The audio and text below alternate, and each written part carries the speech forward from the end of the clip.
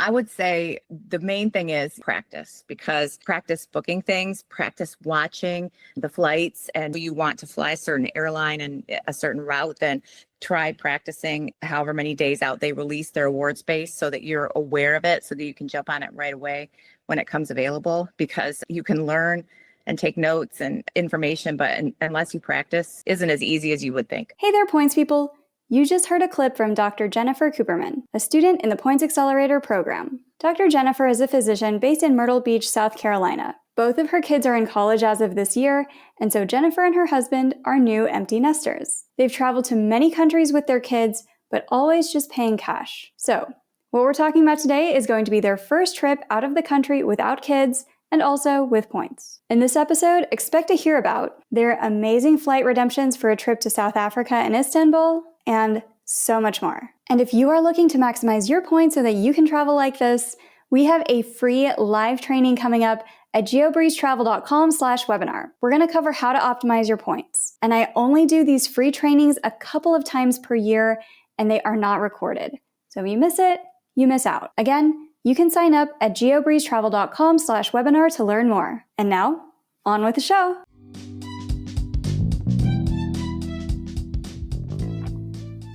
Hey, Jennifer. Welcome to the GeoBreeze Travel Podcast. Well, thank you for having me. I'm so excited to have you here, and I am so proud of all of the accomplishments that you've been able to do since signing up for the Points Accelerator, all the points you've earned, the amazing trip that you've booked that we're going to talk about today. Before we jump into all of that, tell us a little bit about you, your background, and how you got into the world of points and miles. So I love to travel. I started traveling in school, in medical school. I took some trips, some mission trips, and I had never traveled before that. So anyway, I got into that. And so then I started listening to a podcast called Point Me to First Class.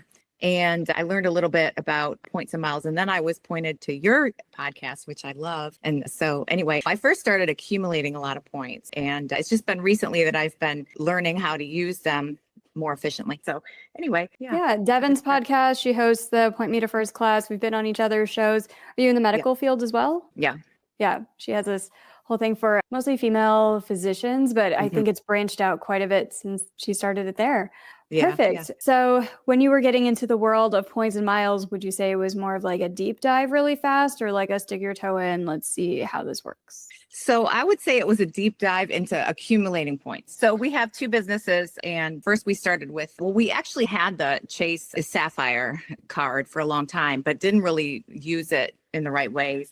And so when I started learning how to accumulate points, we started getting into the Amex Platinum business and then the Chase Inks. And so I started accumulating a whole lot of points, and first mainly started out using the Amex points for Delta and the Chase points for Hyatt. And then I also got a Hilton, just a regular Hilton business card, and accumulated some points there too. So anyway, had a lot of points, but couldn't figure out how to use them.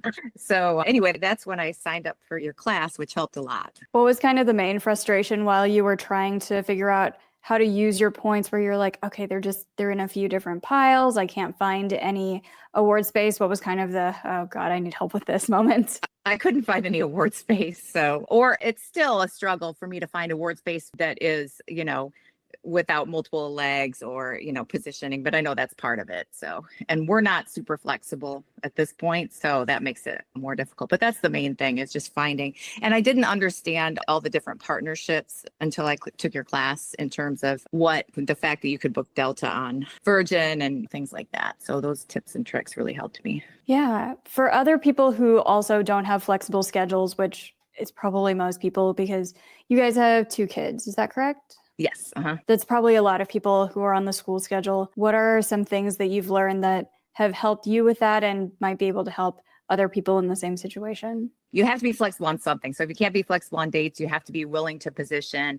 And also you have to look at the calendar right when it opens and learn those different time periods, 331 days or different time periods where the different airlines release their awards. So you got to jump on those deals whenever people are like, I have to think about it for like 2 days, 3 days.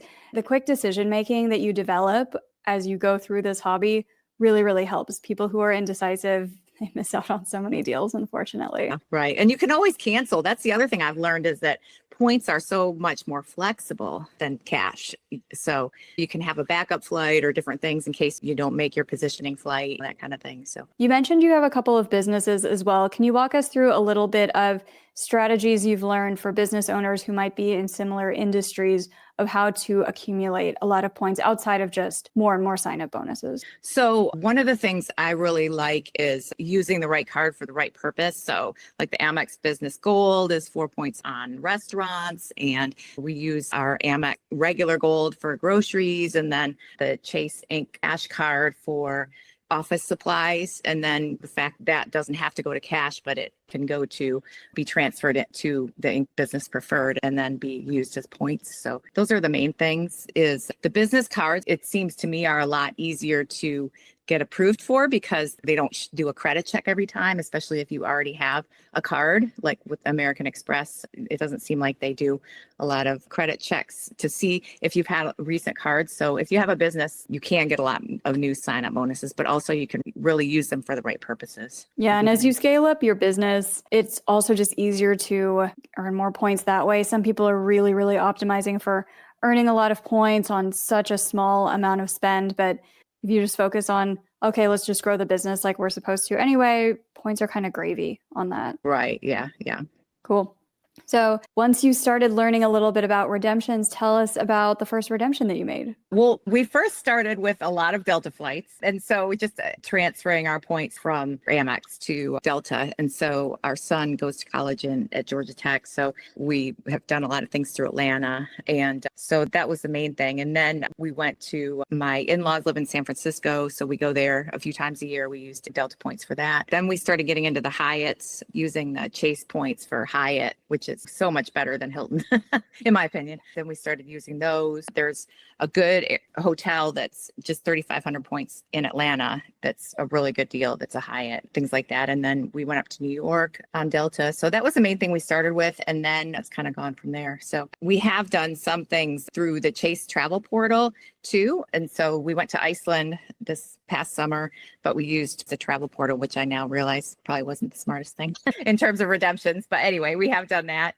And we've also used it for rooms. So cool. Did you ever make the mistake of using them for magazines or gift cards or anything like that? Oh, yeah. I used to do that for years. We had the city thank you card. And so, yeah, that's what we always did. And so my goal was to get 1 point per dollar. And that was what we did until we realized that there was a whole world out there of strategies. So you're not alone. We get a lot of people where they're like, yeah, I accumulated points pretty fast, got the credit cards, got the sign-up bonuses, we have decent spend.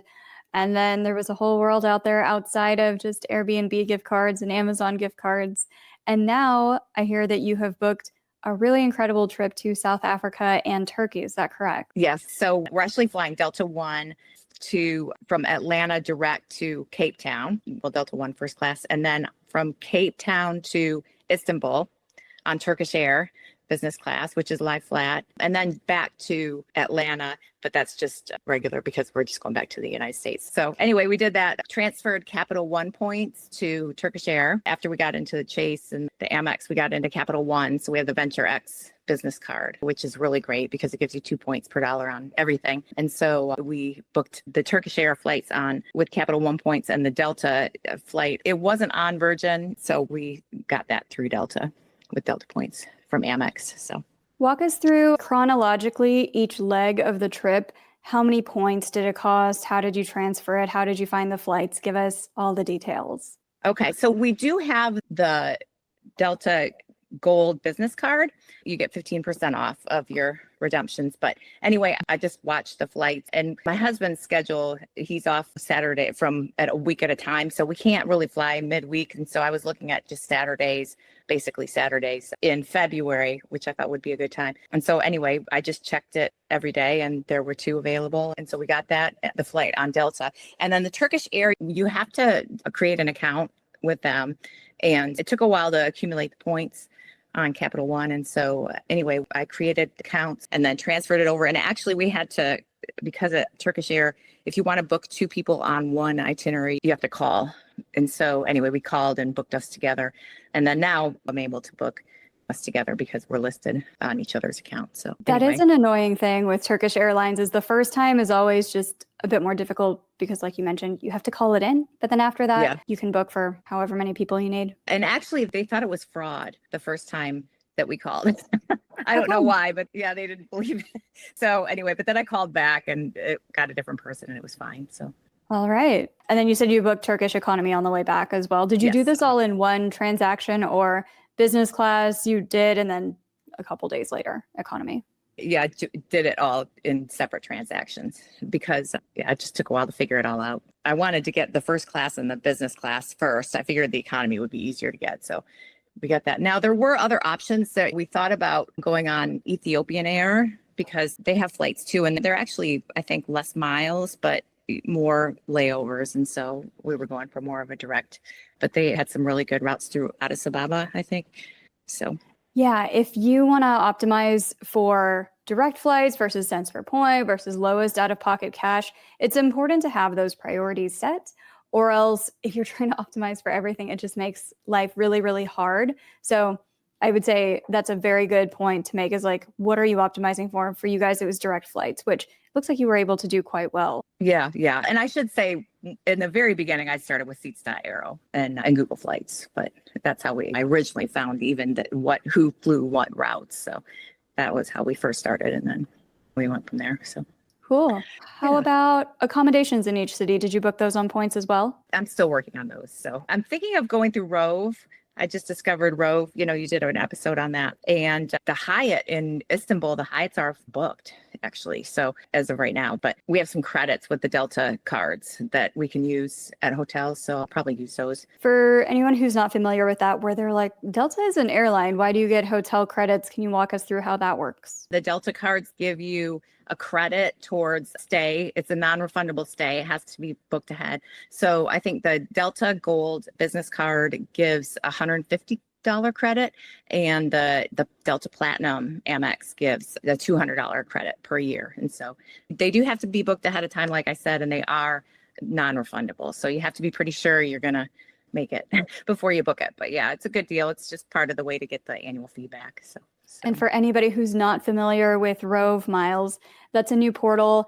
And the hotels there are prepaid and you earn Rove Miles instantly. They're instantly credited into your account. And you can then transfer them into a variety of different airlines. I think Turkish is on there. Air France is on there. I think Air Canada is on there. Air India is on there. They have a lot of different transfer partners. Cathay's on there. So if somebody doesn't have enough points in their airline account, you can just book your hotel first with Rove, get the miles instantly credited, then transfer your points out from Rove into the airline of your choice, and it moves pretty fast. That's what I've heard. Yeah, I haven't tried it yet, but I know they do have some good transfer partners. So I'm excited to start looking into that. I'm excited for you. So with just the flights booked so far, how many points did you spend and how many were transferred in and out of each program? Okay, so for the Delta One flights, it was $250,000 per flight, but the cash price was over $6,000. So that was a really good deal, I thought. And then, so for the Turkish Air, it was $150,000 per ticket for the business class, and it's $40,000 per ticket for the economy. So $190,000 total. Yeah. So you were able to get the good saver space for the economy ones. For that Delta One, I know some people are listening to this being like, oh my God, 250,000 Delta miles per person. That's a lot. It is, but it's also direct. So I've booked some flights for me and my husband back from Cape Town. It does the Addis Ababa route where it's Cape Town through Addis. I think we have to like refuel in Rome and then it goes to DC and then back to Las Vegas. There's a lot of stops. It was 80,000 points per person one way with United. So it's kind of the trade-off there where we have a lot of clients who are really into direct flights and like it's going to cost a little bit more versus this other airline that might have positioning flights or connections. So it's important to decide what it is you want to optimize for. Right. Yeah, definitely. And there were even cheaper flights on that you could get on the Delta through Delta that were less points, but just not direct. So you spent quite a few points on this. I think it's clocking in at close to 1 million points. How are you replenishing your points? Are you wiped out now? Or you still got a good bank? How's it going? No, we still have a lot of points. I've gotten really good at accumulating points. So we have about 500,000 Chase points and about the same of Amex points. The Capital One is wiped out right now. So we have like 40,000 or something. So I need to work on that. Those accumulate so fast, though, since you're earning at least 2 points per dollar everywhere there. We live in South Carolina, and the taxes in our county, they don't charge a fee. So for any real estate, property, cars, anything, income tax, they don't charge, there's no fee. So that's nice. I have had trouble with the federal. We have to do quarterly deposits, but they're done. It's not the same as what most people do. I don't know the exact difference, but we can't, whenever we log in and pay, it's always goes into the wrong quarter when I do it online. So I haven't been able to do that except when April 15th. Yeah, I like to use Pay 1040 for that. It's got slightly lower fee than ACI. I've heard some people are able to just link it up through PayPal and pay their estimated quarterlies that way. So there's a few different ways to earn points on your taxes, which is huge for business owners.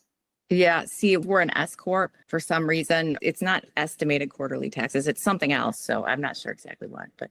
Yep. But at least good news is you still have a ton of points. What's next on your bucket list? Because I know everybody's always constantly looking for the next thing that they're going to book. Yeah. So we're going to go skiing up in outside of Calgary. We're going to go to Banff over Christmas or right before Christmas. But we just got everybody's schedules for the kids and everything and their exams. So I need to book that.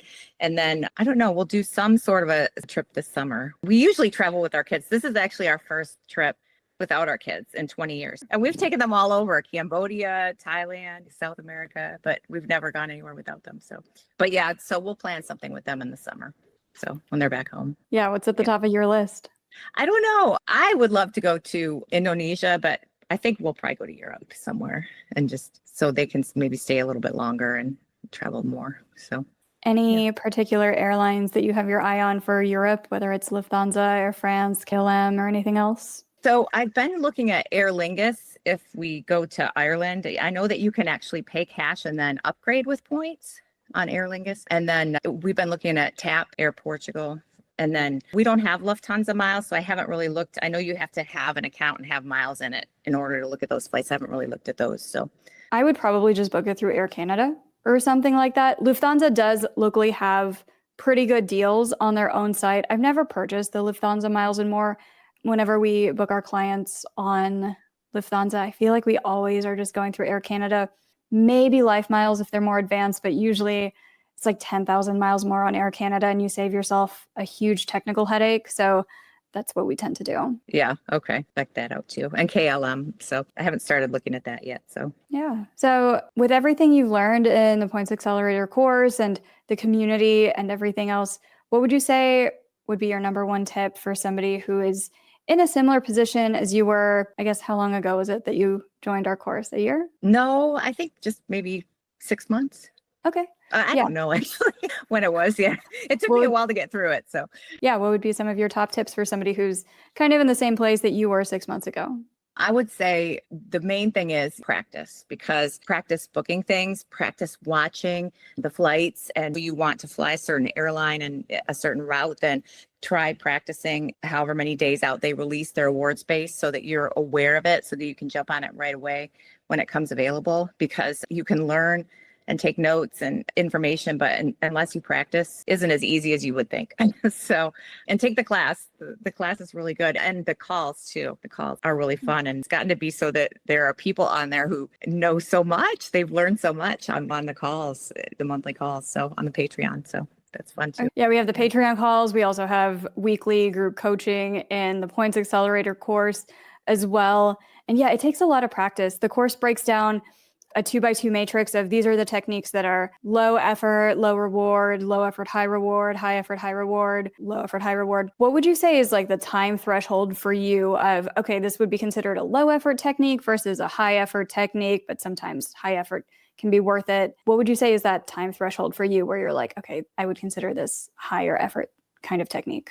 Well, like the other day, Publix was having something where if you could get a Visa gift card, I really thought about it. You get a $100 gift card and it's $10 off and you get 4 points. When you have to go to a store and buy something and then drive there, drive back, and then register your Visa, use it, you can accumulate a lot of points, but it takes time. So I think that's the main thing. Just having things automatically set so that the best card pays for the best for each individual thing really helps. And so now my husband knows like which card to use them. And even the kids know for which thing, groceries is this card and that kind of thing. That just automatically happens. And then another, I think a high yield thing for us has been Rakuten. Rakuten just automatically installed on our computer gets us a lot of points. And certain days like around Black Friday and things like that, that's real easy way to accumulate points. So versus having to go out and with the Visa cards, which I was doing for a while. Everybody thinks the Visa card is like the secret to everything, where